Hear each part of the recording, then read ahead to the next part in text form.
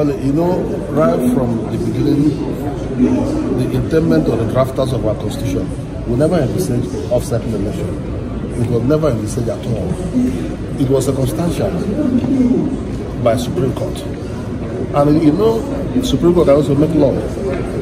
For what they have done now, they have made law that should be off-cycle election. And you know, it's that as a result of election petition, they had to truncate a serving governor, and you have to begin with another governor. They are now saying no.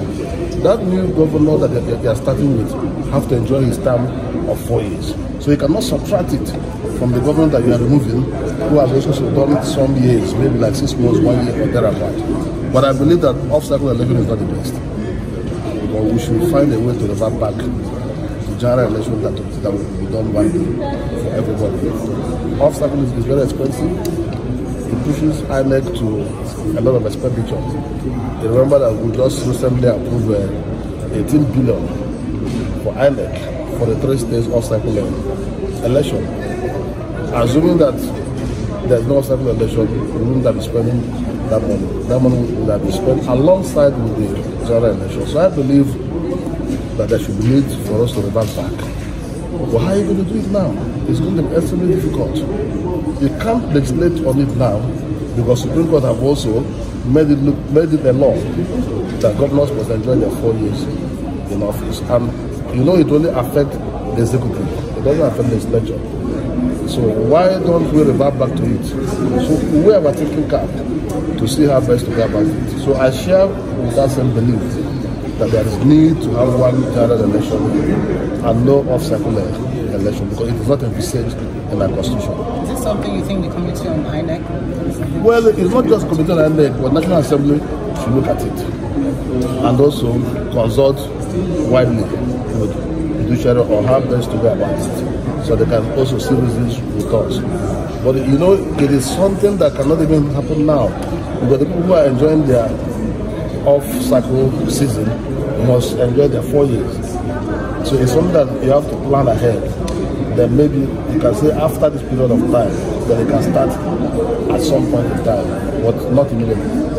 You see about protracted talks that there were a lot of irregularities in the recently elections in Imo State, and then even the opposition party complained. No, in Imo State, I cannot tell you that there were irregularities. I'm an active participant in that election. I campaigned for my party. I voted for my party. For the very first time, INEC was up to their game.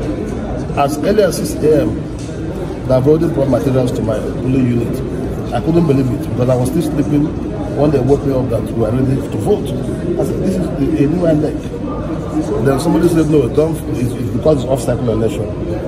Now, how can you say there were irregularities while in every federal constituency you have one rec supervising the federal constituency?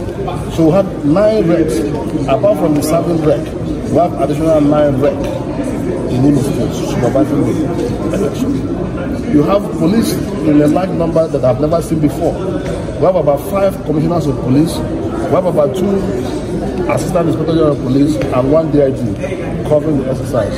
Even within the INEC National Commissioner, we have about 3 national commissioners present and they took charge. Most of the supervisors are from INEC.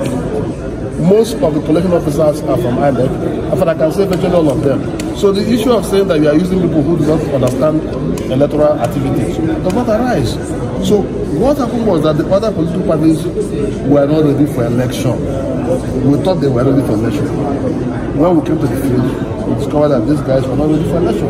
And I predicted about 3 weeks ago when I came home for active campaign, and I didn't see them campaigning.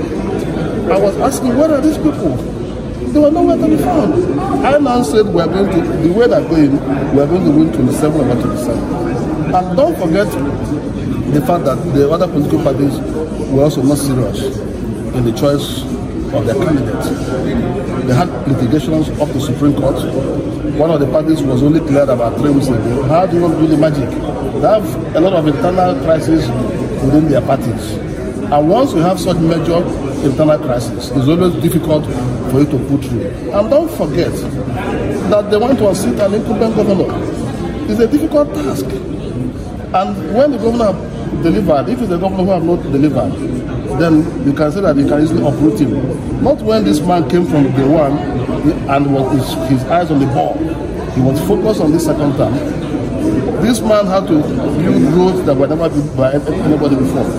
Today, you can talk about Owerri-Olu Road, about 52 kilometers dualized with street light. That means that people from that stretch of the state will certainly vote for him. That's where I come from.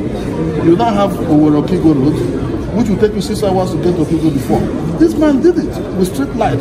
So what will make the people of that senatorial zone not to vote for him? We also have the Owerri-Umuahia Road, which covers Owerri people. So what will make them not to vote for him? Imo people don't like taking chances. It's not a state where you can say, we don't believe in trial and error. They have seen this one is working. They will go, I predicted that we are going to win everywhere. In fact, they even got more votes than I expected. So they were not serious, really. So let them go and get ready for the next 4 years. This one is over.